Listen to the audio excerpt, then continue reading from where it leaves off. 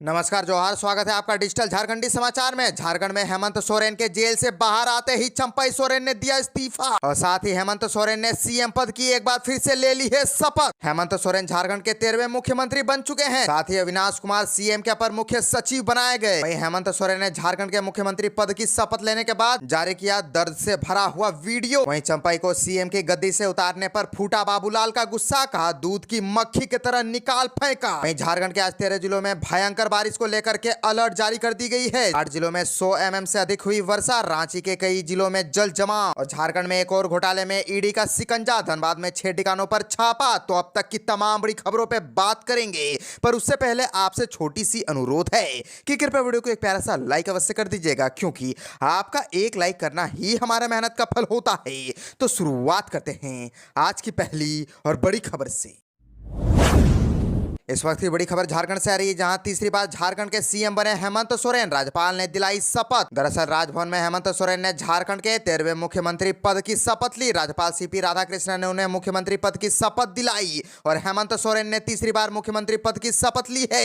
इस अवसर पर हेमंत सोरेन के पिता शिबू सोरेन, माता और कांग्रेस, झामुमो और राजद के प्रमुख नेता उपस्थित रहे। इसी बीच हेमंत सोरेन के समर्थक राजभवन के सामने आतिशबाजी करने लगे। हालांकि पुलिस के मना करने पर रुक गए। और आपको बताते चले कि जेल से निकलने के छठे दिन ही उन्होंने राज्य की कमान एक बार फिर से अपने हाथों में ले ली है। 24 साल के झारखंड में वे 13वें सीएम बन गए हैं। इसके साथ ही तीसरी बार राज्य के सीएम पद की शपथ लेने वाले वे तीसरे सीएम बन गए हैं। इससे पहले उनके पिता शिबू सोरेन और बीजेपी नेता अर्जुन मुंडा 3 बार सीएम पद की शपथ ले चुके हैं। सीएम पद की शपथ लेने के बाद हेमंत सोरेन की अध्यक्षता में कैबिनेट की बैठक आयोजित की गई। बैठक में 8 जुलाई को विधानसभा के विशेष सत्र आहूत करने का निर्णय लिया गया। हेमंत सोरेन सदन का विश्वास मत प्राप्त करेंगे और हेमंत सोरेन के इस शपथ को इसीलिए खास माना जा रहा है क्योंकि 31 जनवरी को जिस राजभवन से उनकी गिरफ्तारी हुई थी, 156 दिन बाद दोबारा फिर से उन्होंने वही शपथ ली है। हेमंत सोरेन इसे अपनी जीत और बीजेपी के षड्यंत्र की हार बता रहे हैं। शपथ ग्रहण के बाद हेमंत सोरेन ने कहा कि वर्तमान महागठबंधन की सरकार ने 2019 से जनता की भावनाओं के अनुरूप सारी कार्य योजनाएं की। राजनीतिक उतार चढ़ाव के बीच चंपई सोरेन ने उसे आगे बढ़ाया। क्योंकि मैं जेल में था, आज कोर्ट के आदेश से बाहर आ पाया हूं। पुनः अपने कार्यभार को संभालते हुए अब आगे के काम किए जाएंगे।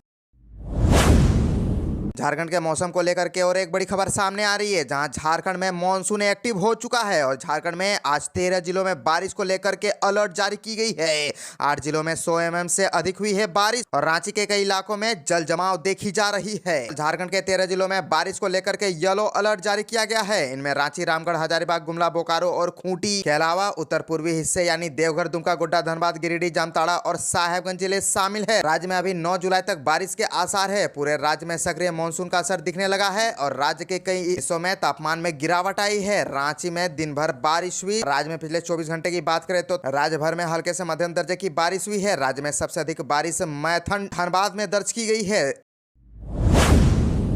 हेमंत सोरेन ने झारखंड के 13वें मुख्यमंत्री के रूप में शपथ लेने के बाद एक वीडियो संदेश जारी कर दिया है। 5 मिनट 14 सेकंड के इस वीडियो में झारखंड मुक्ति मोर्चा के कार्यकारी अध्यक्ष ने देश और झारखंड की जनता को याद दिलाया कि 31 जनवरी 2024 को उन्होंने इसी जगह से लोगों को एक संदेश दिया था। संदेश में उन्होंने कहा था कि विरोधियों ने उनके खिलाफ षड्यंत्र रचा है। उन्होंने कहा कि वे अपने षड्यंत्र में कामयाब भी हुए। 5 महीने तक इन लोगों ने मुझे अलग अलग तरीके से लंबे समय तक जेल में रखने का प्रयास किया। हमने भी कानूनी लड़ाई का रास्ता चुना और सड़कों पर आपने हमें भरपूर सहयोग दिया। अंततः न्याय के आदेश के अनुरूप और न्याय ने मुझे पाक साफ करार देते हुए बरी किया। हेमंत सोरेन ने आगे कहा कि आज मैं पुनः आपके सामने आया हूं। 2019 में आप सब लोगों ने मुझे राज्य को एक दिशा देने के लिए आपकी सेवा करने का मौका दिया था, लेकिन षड्यंत्रकारियों को यह पचा नहीं कि एक आदिवासी नौजवान इतने ऊंचे पद पर रहे। अंततः 31 जनवरी को इन लोगों ने बेबुनियाद आरोपों पर झूठे मुकदमे बनाकर मुझे मुख्यमंत्री पद से हटाने के लिए मजबूर कर दिया। और झामुमो नेता ने कहा कि भगवान के घर में अंधेर रहता है। कहीं न कहीं आज आप लोगों की दुआ और आपका आशीर्वाद मिला। झारखंड एकता का जो परिचय आपने दिया है, उसके लिए हम आपके सदैव ऋणी रहेंगे। हमने पहले भी कहा है कि हम झारखंड प्रदेश और यहाँ के आदिवासी, पिछड़े, दलित, किसान, मजदूर की आवाज है। लड़कर झारखंड लिया है। गरीबों को कभी किसी ने प्यार से कुछ भी नहीं दिया, उन्हें हमेशा संघर्ष करना पड़ा है। हेमंत सोरेन ने कहा कि जब आपने हमें सेवा करने का मौका दिया तो हमने अनवरत आपके दरवाजे तक पहुंचाने की कोशिश की, लेकिन इन लोगों ने एड़ी चोटी का जोर लगाकर हमारे कदमों को कुछ देर के लिए रोक दिया। हम फिर आपके बीच आ रहे हैं।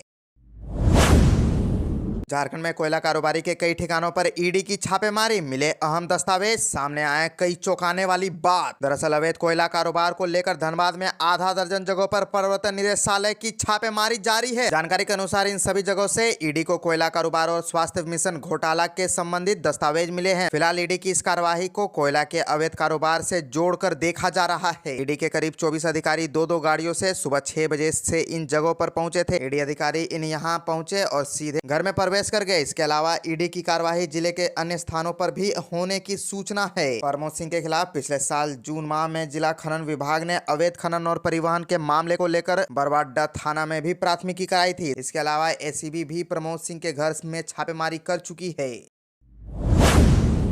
चंपाई को सीएम की गद्दी से उतारने पर फूटा बाबूलाल का गुस्सा, कहा दूध की मक्खी की तरह निकाल फेंका। झारखंड भाजपा प्रदेश अध्यक्ष बाबूलाल मरांडी ने झामुमो कांग्रेस से राजद विधायक दल की बैठक में हेमंत सोरेन को फिर नेता चुने जाने पर बड़ा निशाना साधा है। मरांडी ने कहा कि झामुमो में शिबू सोरेन परिवार से बाहर का आदिवासी केवल काम चलाऊ है। शिबू सोरेन परिवार जब जैसा चाहे उसका उपयोग करेगा और फिर उसे दूध की मक्खी की तरह निकाल फेंकेगा। उन्होंने कहा कि शिबू सोरेन परिवार से बाहर का आदिवासी महज पालकी ढोने के लिए है। परिवारवाद से ऊपर उठकर मुख्यमंत्री चुनने की बात करने वाले झामुमो का असली चेहरा उजागर हो गया। हेमंत को फिर से नेता चुने जाने पर बाबूलाल ने कहा कि यह झामुमो के अन्य आदिवासी नेताओं के लिए सबक है, उन्हें अपनी सीमा रेखा समझ लेनी चाहिए। उन्होंने आरोप लगाया कि चंपई सोरेन को पद पर रहते हुए बार बार अपमानित किया गया। बैठक की अध्यक्षता करने के लिए बावजूद उन्हें किनारे बिठाया गया। कोल्हान के टाइगर को चूहा बना दिया गया। हेमंत सोरेन ने झामुमो गठबंधन विधायक दल का नेता बनने के बाद अब भाजपा विधानसभा चुनाव के लिए अपनी रणनीति बदलेगी। हेमंत सोरेन के भ्रष्टाचार और झामुमो के परिवारवाद का मुद्दा अब प्रमुखता से उठाया जाएगा। भाजपा नेताओं का कहना है कि जेल जाने के बाद हेमंत सोरेन के लिए जिस सहानुभूति की बात कही जा रही थी, अब वह शपथ के बाद सत्ता के लिए बेचैनी में बदल गई।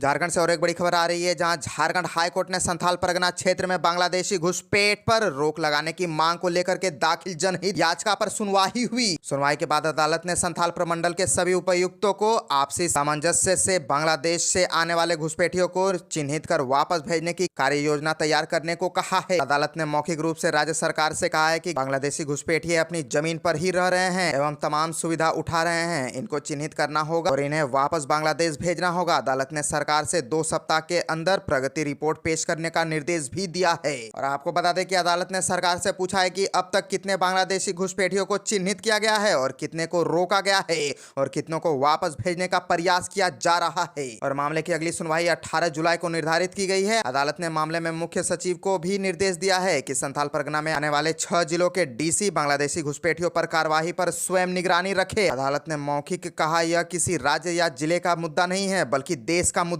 है। हाईकोर्ट ने कहा कि देशी घुसपैठियों को भारत में प्रवेश करने से हर हाल में रोकना है। अदालत ने कहा कि यह अति गंभीर मामला है, इसे सिर्फ राज्य सरकार नहीं संभाल सकती है, केंद्र सरकार को भी राज्य सरकार के साथ मिलकर काम करना चाहिए। और अदालत ने इस मामले में केंद्र सरकार को भी जवाब दाखिल करने का निर्देश दिया है। अदालत ने केंद्र सरकार से जानना चाहा है कि केंद्र सरकार इस मामले में क्या क्या कदम उठा सकती है। सुनवाई के दौरान केंद्र सरकार की ओर से बताया गया कि घुसपैठ के मामले में केंद्र सरकार ने राज्य सरकार को अधिकार दिए हैं। राज्य सरकार ऐसे लोगों को चिन्हित कर कार्रवाई कर सकती है। इस पर प्रार्थी की ओर से अदालत को बताया गया कि राज्य सरकार राज्य में घुसपैठ से इनकार कर रही है। संथाल परगना क्षेत्र में किसी प्रकार के मतांतरण की बात भी स्वीकार नहीं कर रही है।